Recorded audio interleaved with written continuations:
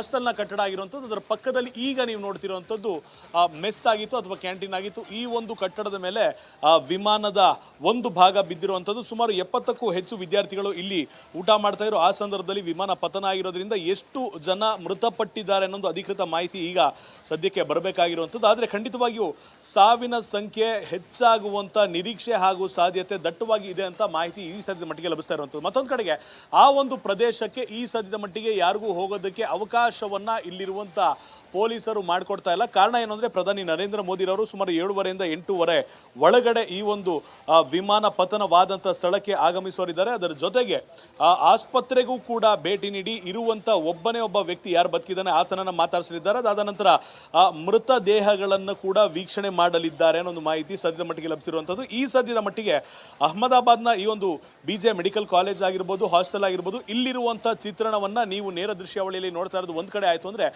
NDRF ತಂಡ ಕನಿಷ್ಠ ಪಕ್ಷ ಅಂದ್ರೂ 100 ಅಲ್ಲ ಸಾವಿರಾರು ಸಂಖ್ಯೆಯಲ್ಲಿ ಆಗಮಿಸಿರೋದನ್ನು ನಾವು ನೋಡಿದ್ದೇವೆ. ಸಾವಿರಾರು ಜನ ಪೊಲೀಸರನ್ನ ನಿಯೋಜನೆ ಮಾಡಲಾಗಿದೆ.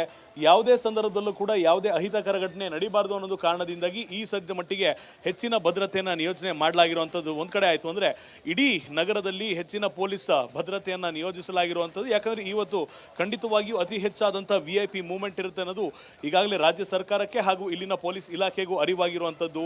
ಅದರ ಜೊತೆಗೆ ಈ ಸದ್ಯದ ಮಟ್ಟಿಗೆ ಈ ಒಂದು ಭಾಗದ DG ಕೂಡ ಈಗ ಸ್ಥಳ ಪರಿಶೀಲನೆಯನ್ನು ಮಾಡಿದ್ದಾರೆ. ಇಲ್ಲಿ ಪ್ರಧಾನಿರವರು ಬರೋದ್ರಿಂದ ಯಾವುದೇ ರೀತಿಯ ಸಮಸ್ಯೆ ಆಗಬಾರ್ದು ಅನ್ನೋದು ಕ್ರಮವನ್ನು ತೆಗೆದುಕೊಂಡಿರುವಂಥದ್ದು. ಇವಿಷ್ಟು ಒಂದು ಕಡೆ ಆಯಿತು ಅಂದರೆ ಇಡೀ ನಗರದ ಭಾಗದಲ್ಲಿ ಯಾವುದೇ ಕಾರಣಕ್ಕೂ ಈ ಒಂದು ಸಾವಿನ ಸಂಖ್ಯೆ ಹೆಚ್ಚಾಗಬಹುದು, ಜನ ನೂಕುನುಗ್ಗಲು ಉಂಟಾಗಬಹುದು ಅನ್ನೋದು ಕಾರಣದಿಂದಾಗಿ ಹೆಚ್ಚಿನ ಅಗತ್ಯ ಕ್ರಮಗಳನ್ನು ಈ ಸದ್ಯ ಮಟ್ಟಿಗೆ ತೆಗೆದುಕೊಂಡಿರುವಂಥ ಮಾಹಿತಿ. ಈಗ ನಾವು ನಿಮಗೆ ತೋರಿಸ್ತಾ ಇರುವಂಥ ದೃಶ್ಯ ಏನಿದೆ ಇದು ಆ ಒಂದು ಹಾಸ್ಟೆಲ್ನ ಕಟ್ಟಡವಾಗಿರುವಂಥದ್ದು. ಸಾವಿರಾರು ವಿದ್ಯಾರ್ಥಿಗಳು, ಮೆಡಿಕಲ್ ವಿದ್ಯಾರ್ಥಿಗಳು ಇಲ್ಲಿ ವ್ಯಾಸಂಗವನ್ನು ಮಾಡ್ತಾ ಇದ್ರು. ನಿನ್ನೆ ಈ ದುರ್ಘಟನೆ ನಡೆದ ಬಳಿಕ ಈ ಒಂದು ಬಿಲ್ಡಿಂಗ್ನ ಪಕ್ಕದಲ್ಲೂ ಕೂಡ ಅಂದರೆ ಬೆಂಕಿ ತುಂಬಿಕೊಂಡಿತ್ತು, ಬೆಂಕಿ ಆವರಿಸಿತ್ತು, ದಟ್ಟವಾದ ಹೊಗೆ ತುಂಬಿಕೊಂಡಿರುವಂಥದ್ದು. ಮತ್ತೊಂದು ಯಾಕೆ ಇದೇ ಜಾಗದ ಮೇಲೆ ಈ ಒಂದು ವಿಮಾನ ಪತನವಾಯಿತು ಅಂತ ನಾವು ನೋಡೋದಾದ್ರೆ ನಾವು ಗಮನಿಸಿದಂತೆ ಕನಿಷ್ಠ 2ರಿಂದ 3 ನಿಮಿಷಕ್ಕೆ ಒಮ್ಮೆ ಒಂದೊಂದು ಫ್ಲೈಟ್ ಇಲ್ಲಿಂದ ಟೇಕ್ ಆಫ್ ಆಗ್ತಿರುವಂಥದ್ದು. ಅಂದರೆ 2ರಿಂದ 3 ನಿಮಿಷಕ್ಕೆ ಟೇಕ್ ಆಫ್ ಆಗುವಂಥ ವಿಮಾನ ದಿನದಲ್ಲಿ ಸಾವಿರಾರು ಸಂಖ್ಯೆಯಲ್ಲಿ ಓಡಾಡುತ್ತೆ. ಆದರೆ ಈ ಒಂದು ವಿಮಾನ ಈ ರೀತಿ ಆಗುತ್ತೆ ಅನ್ನೋದು ನಿರೀಕ್ಷೆ ಯಾರಿಗೂ ಕೂಡ ಇಲ್ಲಿರಲಿಲ್ಲ.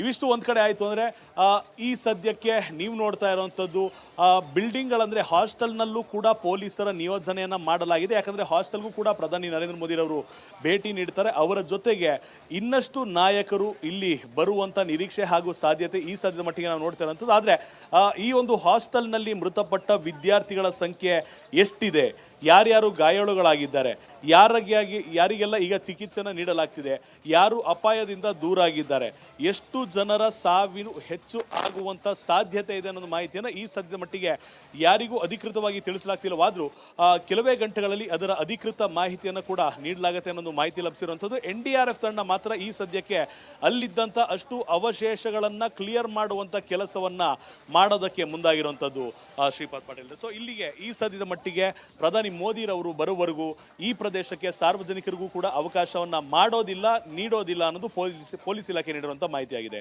ಪಾಟೀಲ್ರೆ. ಓಕೆ ಅಭಿಷೇಕ್, ಈಗ ತಾವು ನಿಂತಿರುವಂತಹ ಜಾಗದಿಂದ ಅಂದರೆ ಘಟನೆ ನಡೆದಂತಹ ಸ್ಥಳದಿಂದ ಏರ್ಪೋರ್ಟ್ ಎಷ್ಟು ದೂರದಲ್ಲಿದೆ? ಸ್ಥಳೀಯರು ಬಹುಶಃ ಈ ರೀತಿ ವಿಮಾನ ತಮ್ಮ ಇರುವಂತಹ ಜಾಗದ ಹತ್ತಿರ ಬರ್ತಾ ಆಗಲೇ ಒಂದು ರೀತಿ ಅವಾಂತರ ಆಗಬಹುದು ಅಥವಾ ಆ ಆತಂಕ ಜನರನ್ನ ಕಾಡ್ತಾ ಇರುತ್ತೆ.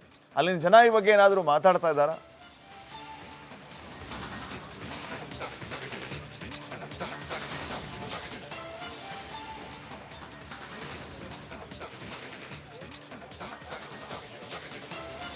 ಪಾಟೀಲ್ರೆ, ಮೊದಲನೇದಾಗಿ ನಾವಿರೋ ಸ್ಥಳದಿಂದ ಒಂದು ಕಡೆ ಕ್ಯಾಮ್ರಾ ಪ್ಯಾನ್ ಮಾಡೋದಕ್ಕೆ ಕೇಳಬೇಕಾಗುತ್ತೆ. ಈ ಒಂದು ರಸ್ತೆಯ ಮುಖಾಂತರ ಬಂದಿದ್ವಿ, ಡಾಗ್ ಸ್ಕ್ವಾಡ್ ಕೂಡ ಬರ್ತಿರೋದನ್ನ ಈಗ ನೋಡ್ತಾ ಇದ್ದೀರಿ.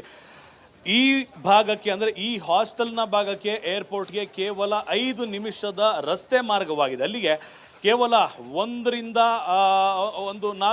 5 ಕಿಲೋಮೀಟರ್ಗಳ ಅಂತರದಲ್ಲಿ ಈ ಒಂದು ದುರ್ಘಟನೆ ಸಂಭವಿಸಿರುವಂಥದ್ದು. ಸೊ ಇಲ್ಲಿ ಖಂಡಿತವಾಗಿಯೂ ಯಾವುದೇ ಒಂದು ಬಿಲ್ಡಿಂಗ್ನ ಮೇಲೆ ಆ ಒಂದು ಪೈಲಟ್ ಆ ಒಂದು ವಿಮಾನವನ್ನು ಲ್ಯಾಂಡ್ ಮಾಡೋದಕ್ಕೆ ಆಗ್ತಾ ಇರಲಿಲ್ಲ. ಈ ಒಂದು ಪ್ರದೇಶ ಏನಿದೆ BJ ಹಾಸ್ಪಿಟಲ್ ಅಂತ ಏನು ಹೇಳ್ತೀವಿ ಅಥವಾ ಸಿವಿಲ್ ಆಸ್ಪತ್ರೆ ಅಂತ ಏನು ಹೇಳ್ತೀವಿ, ಇದು ಅತ್ಯಂತ ದೊಡ್ಡ ಪ್ರದೇಶದಲ್ಲಿ ನಿರ್ಮಾಣವಾಗಿರುವಂಥ ಆಸ್ಪತ್ರೆ ಹಾಗೂ ಕಾಲೇಜ್ ಹಾಗೂ ಹಾಸ್ಟೆಲ್ನ ಆವರಣ ಆಗಿರೋದ್ರಿಂದ ಯಾವುದಾದ್ರೂ ಒಂದು ಕ್ಲಿಯರ್ ಆಗಿರುವಂಥ ಜನಸಂದಣಿ ಇಲ್ಲದ ಪ್ರದೇಶದಲ್ಲಿ ಈ ಒಂದು ವಿಮಾನವನ್ನ ಲ್ಯಾಂಡ್ ಮಾಡುವಂಥ ಪ್ರಯತ್ನದಲ್ಲಿದ್ದೀರಾ ಅನ್ನೋ ಒಂದು ಅನುಮಾನ ಈಗ ಇರುವಂಥದ್ದು.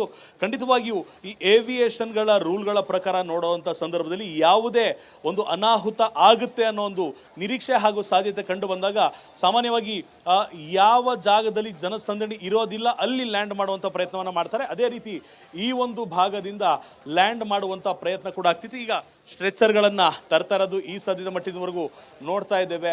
ಮತ್ತೊಂದು ಭಾಗದಲ್ಲಿ ಅನೇಕ ಮಾಧ್ಯಮಗಳಿಗೆ ಇಲ್ಲಿ ಬಂದಿರುವಂಥ NDRF ತಂಡದವರು ಮಾತನಾಡ್ತಿರುವಂಥದ್ದನ್ನು ನೋಡ್ತಿದ್ದೇವೆ. ಸೊ ಪ್ರಾಬ್ಲಿ ಅವ್ರನ್ನೂ ಕೂಡ ಮಾತಾಡಿಸುವಂಥ ಒಂದು ಪ್ರಯತ್ನಕ್ಕೆ ನಾವು ಮುಂದಾಗ್ತೇವೆ.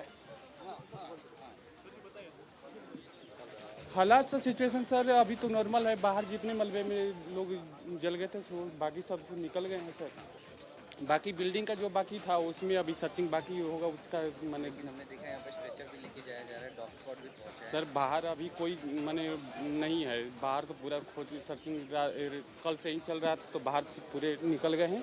अंदर का सर्चिंग होगा उसमें अगर कोई होगा तो उसे निकाला जाएगा सर. ಪಾಟೀಲ್ರೆ, ಇನ್ನೊಂದಿಷ್ಟು CISF ನ ಹಿರಿಯ ಅಧಿಕಾರಿಗಳು ಕೂಡ ಬರ್ತಿರುವಂಥ ಚಿತ್ರಣವನ್ನ ತೋರಿಸ್ತಾ ಇದ್ದೇವೆ.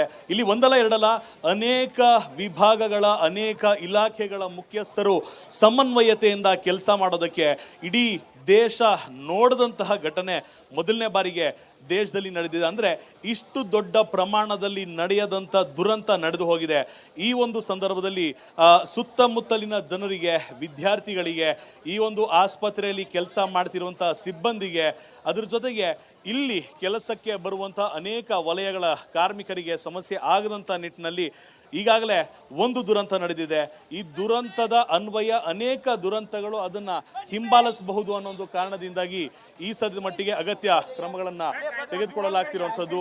ಈಗ NDRFನ ಡಾಗ್ ಸ್ಕ್ವಾಡ್ ಬಂದು ಹೋಗಿರುವಂಥದ್ದು, ಪೊಲೀಸ್ ಇಲಾಖೆಯ ಹಿರಿಯ ಅಧಿಕಾರಿಗಳ ಮೂವ್ಮೆಂಟ್ ಹೆಚ್ಚಳ ಆಗಿರುವಂಥದ್ದು, CISFನ ಸಿಬ್ಬಂದಿ ಆಗಮನವಾಗಿರುವಂಥದ್ದು, SDRF ತಂಡ ಬಂದಿರುವಂಥದ್ದು, ಅದರ ಜೊತೆಗೆ ಅರೆಸೇನಾ ಪಡೆಯ ನಿಯೋಜನೆ ಆಗಿರುವಂಥದ್ದು, ಒಂದಿಷ್ಟು ಆಂಬ್ಯುಲೆನ್ಸ್ಗಳ ನಿಯೋಜನೆ ಆಗಿದೆ, ಒಂದಿಷ್ಟು ಫೈರ್ ಫೈಟರ್ಗಳ ನಿಯೋಜನೆ ಆಗಿರುವಂಥದ್ದು. ಒಂದಲ್ಲ ಎರಡಲ್ಲ ಅನೇಕ ರೀತಿಯ ವ್ಯವಸ್ಥೆಗಳನ್ನು ಈ ಸದ್ಯದ ಮಟ್ಟಿಗೆ ಕಲ್ಪಿಸಲಾಗಿರುವಂಥ ಸಿವಿಲ್ ಡಿಫೆನ್ಸ್ ಫೋರ್ಸ್ ಅನ್ನು ಕೂಡ ಈಗ ನಿಯೋಜನೆ ಮಾಡಲಾಗಿರುವಂಥದ್ದು. ಇಲ್ಲಿಗೆ ಈ ಒಂದು ದೃಶ್ಯ ನೀವೇನು ನೋಡ್ತಾ ಇದ್ದೀರಾ, ಈ ದೃಶ್ಯದಿಂದ ಕೇವಲ 50 ಮೀಟರ್ ಅಂತರದಲ್ಲೇ ಈ ಒಂದು ವಿಮಾನ ಪತನ ಆಗಿ ಅದರ ಅವಶೇಷ ಈ ಸದ್ಯದವರೆಗೂ ಕೂಡ ಆ ಒಂದು ಕಟ್ಟಡದಲ್ಲಿ ಇರುವಂಥದ್ದು. ಅದನ್ನು ತೆಗೆಯುವಂಥ ಪ್ರಯತ್ನವನ್ನು ಕೂಡ NDRF ಮಾಡ್ತಿದ್ದಾರೆ. ಆದರೆ ಅದಕ್ಕೂ ಮೊದಲು ಒಂದು ಡೆವಲಪ್ಮೆಂಟ್ ಏನು ಅಂದರೆ, ಪ್ರಧಾನಿ ನರೇಂದ್ರ ಮೋದಿರವರು ಈ ಒಂದು ಪ್ರದೇಶವನ್ನ ಕಣ್ಣಾರೆ ನೋಡಿ ದಾದ ನಂತರ ಎಲ್ಲ ಕ್ರಮಗಳನ್ನು ತೆಗೆದುಕೊಳ್ಳೋದಕ್ಕೆ ಈಗಾಗಲೇ ಸೂಚನೆ ನೀಡಲಾಗಿದ್ರು ಕೂಡ ಅವರು ಕೂಡ ಈ ಒಂದು ಘಟನೆಯ ಪ್ರತ್ಯಕ್ಷದರ್ಶಿ ಆಗಬೇಕು ಅನ್ನೋ ಕಾರಣದಿಂದಾಗಿ ಈ ಒಂದು ಪ್ಲಾನ್ ಅನ್ನ ಮಾಡಿಕೊಂಡಿರುವಂಥದ್ದು. ಸೊ ಈ ಸದ್ಯದ ಮಟ್ಟಿಗೆ ಇರುವಂಥ ಅಪ್ಡೇಟ್ ಪ್ರಕಾರ ಇನ್ನೇನು ಕೆಲವೇ ನಿಮಿಷಗಳು ಅಥವಾ ಗಂಟೆಗಳಲ್ಲಿ ಪ್ರಧಾನಿ ನರೇಂದ್ರ ಮೋದಿರವರು ಆಗಮನವಾಗುವಂಥ ಸಾಧ್ಯತೆ ಇದೆ. ಪಾಟೀಲ್ರೆ, ಇನ್ನು ಅಮೆರಿಕಾದಿಂದ ತನಿಖಾ ತಂಡ ಬರುತ್ತೆ ಅನ್ನುವಂತಹ ಮಾಹಿತಿ ಕೂಡ ಇದೆ. ಅಭಿಷೇಕ್, ಎಷ್ಟೊತ್ತಿಗೆ ಬರಬಹುದು? ಈ ತನಿಖಾ ತಂಡ ಏನು ಕೆಲಸ ಮಾಡುತ್ತೆ? ನಮ್ಮಲ್ಲಿನ ತನಿಖಾ ತಂಡ ಕೂಡ ಅದಕ್ಕೆ ಸಹಕಾರ ಕೊಡಬೇಕು ಅನ್ನುವಂತಹ ವಿಚಾರ ಇದೆ. ಸೊ ಈ ಬಗ್ಗೆ ಏನಾದರೂ ಅಪ್ಡೇಟ್ಸ್ ಇದೆಯಾ?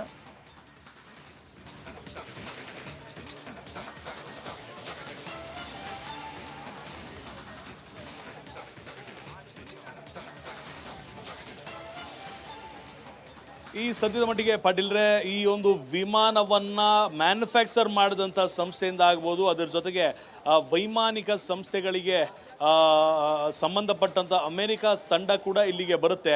ಈ ಒಂದು ಘಟನೆಯ ವಿಚಾರವಾಗಿ ವಿಚಾರಣೆಯನ್ನು ನಡೆಸುತ್ತೆ. ಇಲ್ಲಿರುವಂಥ ಅಷ್ಟು ಏಜೆನ್ಸಿಗಳ ಸಹಕಾರವನ್ನು ಕೋರಿದೆ. ಆದರೆ ಎಷ್ಟು ಗಂಟೆಯ ನಂತರ ಅನ್ನೋದು ಮಾತ್ರ ಸದ್ಯಕ್ಕೆ ಮಾಹಿತಿ ಯಾರಿಗೂ ಲಭಿಸಿಲ್ಲ. ಆದರೆ ಖಂಡಿತವಾಗಿ ಇದು ಪ್ರಧಾನಿ ನರೇಂದ್ರ ಮೋದಿರವರು ಬಂದು ಹೋದ ನಂತರವಷ್ಟೇ ಆಗುವಂಥ ಸಾಧ್ಯತೆಯನ್ನು ನಾವೀಗ ನೋಡ್ಬೋದಾಗಿರುವಂಥದ್ದು. ಪಾಟೀಲ್ರೆ, ಓಕೆ, ಥ್ಯಾಂಕ್ ಯು ಅಭಿಷೇಕ್ ಮಾಹಿತಿಗಾಗಿ.